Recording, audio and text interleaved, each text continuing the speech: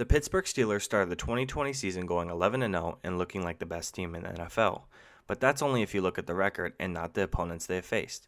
Not only that, but if you take a deeper dive into the team and how they have played against those bad opponents, it's not a good look for the Super Bowl hopefuls. This team is currently 12-4 and has the third seed in the AFC for the playoffs. But currently, PFF gives them a total team grade of 83.5, which is only good for 12th best in the league, or 6th best in the AFC. The Steelers are looking at a first-round exit no matter who they play. But why? What makes the Pittsburgh Steelers a bad team? Or even better, what makes the Steelers the worst team in the playoffs? The biggest problem with this team is the same issue they had last year, and that is the offense. Last year without Big Ben, the Pittsburgh Steelers ranked as the worst offense in the league. Everyone thought when Ben came back, this offense would be top 10 once again like they were in 2018. Instead, they are ranked as the third worst offense in 2020, and the only teams worse are the Denver Broncos and the New York Jets. It's hard to believe that a team that is third best in the AFC based on record has the third worst offense in the league, and that's with the starting quarterback back from injury. And not only is it true, but that starting quarterback is a big part of the problem. Ben Roethlisberger has the most attempts and most completions in the league, but is ranked 22nd in completion percentage. This is a big problem, seeing that he is ranked 32nd in yards per attempt. This offense hasn't thrown deep consistently all season, and clearly they aren't very efficient throwing short either. They haven't thrown deep because Ben is coming off of an elbow surgery that made him miss all last season, and he is not mobile enough anymore to extend the pocket if it does break down. Ben also ranks 13th in passing yards and ranks 10th in interceptions thrown, tied with Cam Newton, Justin Herbert, and Phillip Rivers. His decision-making this season could be described as him having a one-track mind. He seems to get tunnel vision on one guy during short routes, or if there is a deep route to be found down the field, he can't make the throw. This once again is showing how impactful that surgery was to Big Ben. You can't blame these poor stats on the offensive line either, as Ben has only gotten sacked 13 times, which is 35th in the league. Ben has the most dropbacks with a clean pocket with 495 and ranks 22nd with pressures on dropbacks.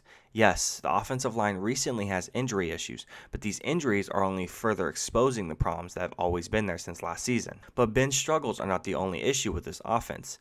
Like I mentioned before, Ben has the most attempts and completions in the league. And a big reason for that is Mike Tomlin has abandoned the run almost completely. James Conner, their leading rusher this season, has only 160 attempts in 2020, and that ranks 20th in the league. And those 160 attempts has only turned into 683 yards. Their worst PFF grade for rushing came in their 3-game losing streak against Washington, Buffalo, and Cincinnati, where they combined for 154 yards in those 3 weeks. So instead, they're replacing those running plays with short passes, but it becomes a huge weakness when that's the only thing that your offense can do. And when your receivers can't catch the ball, the short passes become even more ineffective. Deontay Johnson is by far the worst offender of this, with a drop percentage of 14.1%, which ranks third worst in the league with at least 70 targets this season. He also has 14 drops to go along with that awful drop percentage. The rookie Chase Claypool isn't much better with a drop percentage of 6.6% and 4 drops, which are both inside the top 25 worst in the league. And lastly, the number one in Pittsburgh, Juju Smith-Schuster, has a drop percentage of 3.2% and 3 drops. If you are keeping count, the Steelers have 3 receivers inside the top 50 for drop percentage and drops. There are 62 starting receivers in the NFL if you count number 1 and 2 options. The highest graded receiver on the Steelers, according to PFF, is Chase Claypool with a grade of 73.3, which is only good for 32nd in the league. Juju has a grade of 66.7, which is good for 42nd, and Deontay Johnson, the third option, has a grade of 68.2, which is good for 40th. Overall, the Steelers are ranked as the 4th worst receiving corps in the league, only behind the Washington football team, Philadelphia Eagles, and the New York Jets. Ben can't throw, and the receivers can't catch. So why does the coaching staff continue to try unsuccessful methods of moving the ball downfield? One of the best ways to get the ball moving downfield in an explosive way is play action, and the coaching staff seems to hate calling play action. Big Ben only has 60 dropbacks from play action, 34 completions, 1 touchdown, and 304 yards, which all rank worse than 32nd in the league. Because they aren't using play action, they are cutting off a huge portion of the field, and that is the deep middle.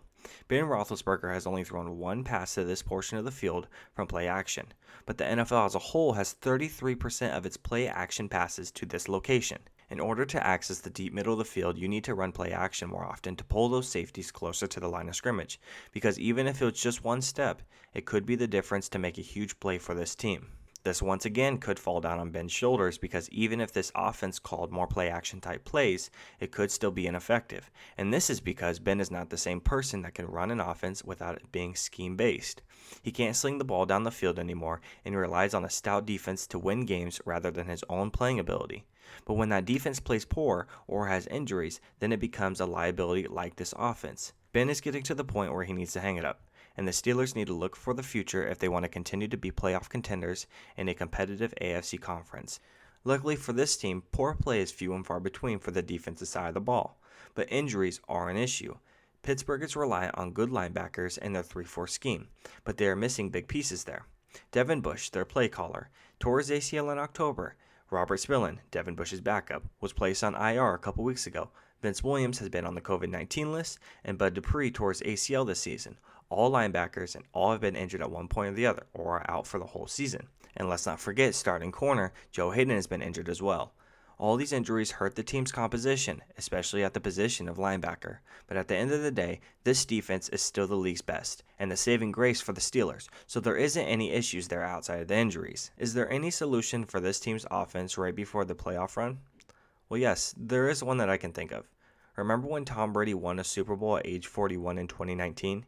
He did so while leaning heavily on a strong run game and a terrific defense, all while taking some play-action shots at the correct moments.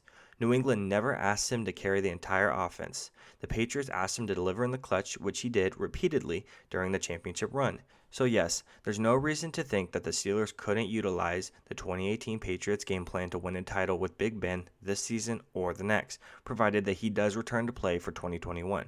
But this all depends on Ben playing a role he is given, and runs with play action, and it depends on this offensive line having a rejuvenation in the run blocking, so James Conner can actually run for over 100 yards in a game. Once again though, I don't believe this will happen, and I think the Steelers are looking at an early exit, whether it's the first or the second round. But let me know what you guys think in the comment section below. Are the Steelers the worst playoff team this year? Or is it another team, an NFC team, an NFC East team? Most likely. But in the AFC, Pittsburgh definitely is the worst playoff team. If you enjoyed the video, give it a thumbs up. And if you want to see more content like this, go ahead and hit the subscribe button. I really appreciate you guys for sticking around. This is NFL Empire. Peace.